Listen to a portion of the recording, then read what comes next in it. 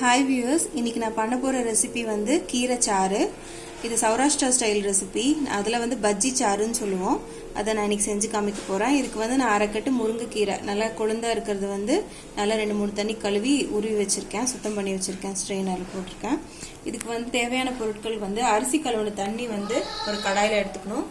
முதல் தண்ணி வந்து ஊற்றிடுங்க, நல்ல தண்ணி கழுவிட்டு ஃபஸ்ட் தண்ணி ஊற்றிட்டு 2வது 3வது வாட்டர் வந்து ஸ்டோர் பண்ணி வச்சுக்கோங்க. அதில் வந்து ஒரு டம்ளர் ஊற்றிருக்கேன். அதை வந்து ஸ்டவ் ஆன் பண்ணி வச்சுக்கலாம். ஆன் பண்ணிவிட்டு நம்ம மிக்சியில் போட வேண்டிய பொருட்கள் காமிச்சிடறேன். ஒரு ஸ்பூன் வந்து கசகசா வந்து கொஞ்சம் தண்ணியில் வந்து ஒரு 5 மினிட்ஸ் ஊற வச்சுக்கணும்.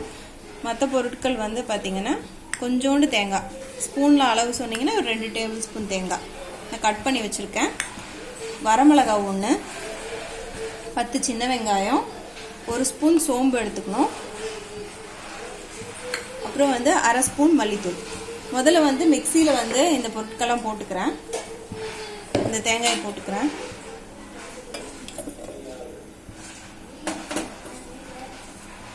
வரமிளகாயும் சேர்த்துடுறேன். 1 ஸ்பூன் வந்து சோம்பு. இந்த கசகசாவையும் ஊற வச்ச கசகசாவையும் சேர்த்துக்கலாம். இது நல்லா வந்து முதல்ல நல்லா மிக்சியில் வந்து நைஸாக அரைச்சிக்கணும்.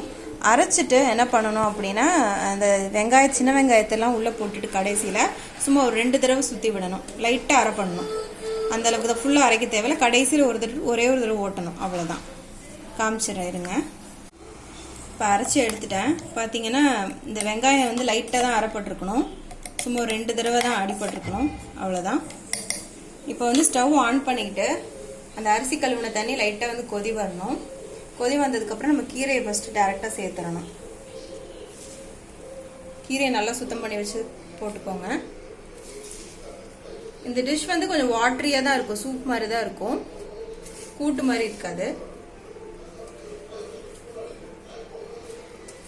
எல்லா கீரையும் சேர்த்துருங்க.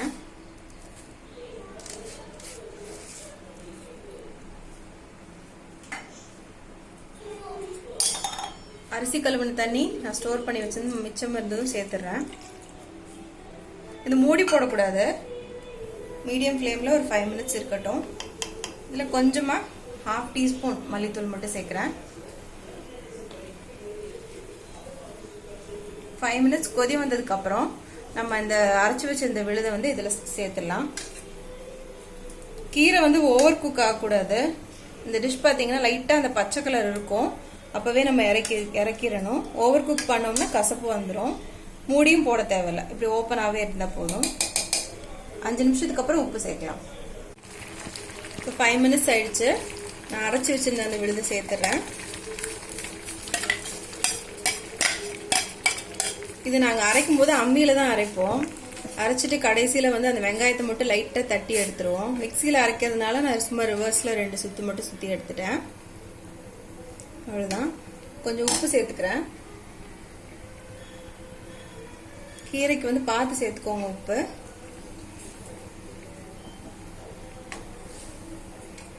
அவ்வளோதான். இன்னும் ஒரு 5 மினிட்ஸ் தான் இருக்கணும். மூடியெல்லாம் போட தேவையில்லை. இந்த முருங்கைக்கீரை வந்து நீங்கள் கட் பண்ணி போடாதீங்க. சிலர் வந்து பொடியாக நறுக்கியெல்லாம் போடுவாங்க. அப்படி போட்டிங்கன்னா கசப்பு தன்மை வரும். முருங்கைக்கீரை சும்மா உரிச்சு கொழுந்தா நீங்கள் பறித்து அப்படியே போட்டுடலாம், வாஷ் பண்ணி. எந்த கீரை மட்டும் இல்லாமல் அகத்திக்கீரையிலையும் இதே டிஷ் பண்ணலாம். இந்த கீரை சாறு மீடியம் ஃப்ளேம்லேயே இருக்கட்டும். அவ்வளோதான், 5 மினிட்ஸ் ஆயிடுச்சு. கீரை சாறு ரெடி ஆயிடுச்சு. இந்த மாதிரி வாட்டரியாக தான் இருக்கும், இந்த கன்சிஸ்டன்சியில் தான் இருக்கணும். சாறு கூட்டு மாதிரி இருக்காது. இது அப்படியே நீங்கள் சுடு சாப்பாட்டில் கொஞ்சம் நெய் போட்டு அப்படியே கலந்து ஊட்டி விடலாம் குழந்தைங்களுக்கு. நம்மளும் அப்படியே சாப்பிட்டுக்கலாம். வயிறுக்கு அவ்வளோ குளிர்ச்சியாக இருக்கும். இதுக்கு உருளைக்கிழங்கு வறுவல் வந்து ரொம்ப மேட்சிங்காக இருக்கும். இப்போ இதை இறக்கிட்டு தாளிச்சிடலாம்.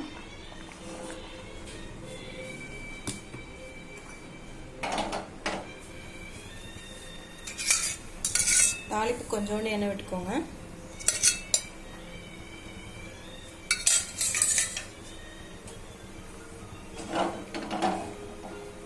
சும்மா கொஞ்சமாக ஜீரகம் மட்டும் போடணும், அவ்வளோதான். வேற எதுவும் போட தேவையில்ல. ஜீரகம் லைட்டாக பொரிஞ்சதும் சேர்த்துடலாம் அதிலேயே.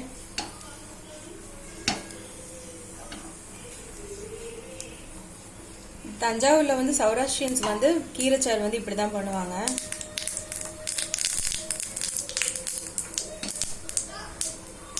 இப்போ சேர்த்துடலாம்.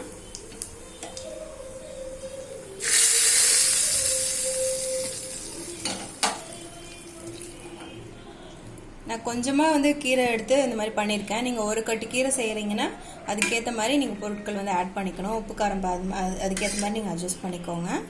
இது கண்டிப்பாக இந்த ரெசிபி ட்ரை பண்ணி பாருங்கள். இது நல்ல ஒரு சூதிகான ஒரு ரெசிபி, ரொம்ப இதமாக இருக்கும் வயிற்றுக்கு. குழந்தைங்களுக்கு இது ரொம்ப பிடிக்கும். இந்த வீடியோ உங்களுக்கு பிடிச்சிருந்துச்சுன்னா லைக் பண்ணுங்கள், சப்ஸ்கிரைப் பண்ணுங்கள், ஷேர் பண்ணுங்கள். அடுத்த ஒரு நல்ல வீடியோவில் உங்களை பார்க்குறேன். நன்றி.